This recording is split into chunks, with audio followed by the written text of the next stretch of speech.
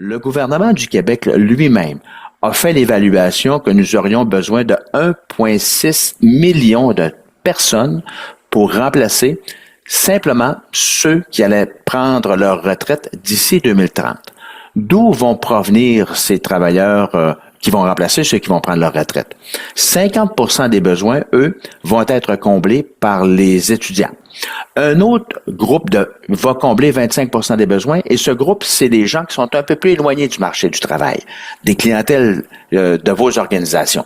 Par exemple, les femmes dans certains secteurs, les Premières Nations, les gens en situation de handicap, les travailleurs expérimentés, les travailleurs judiciarisés.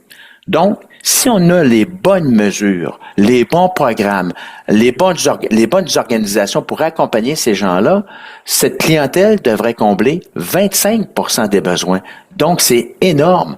D'où l'importance de continuer d'investir dans vos organismes pour justement accompagner cette clientèle qui est un peu plus éloignée du marché du travail pour différentes raisons. Alors pour moi, il ne fait aucun doute que votre rôle est central, même en ralentissement économique, que le financement, il est essentiel, même en ralentissement économique, parce que la clientèle que vous aidez, que vous accompagnez, elle est importante pour les entrepreneurs et les besoins de main-d'œuvre auxquels ceux-ci font face.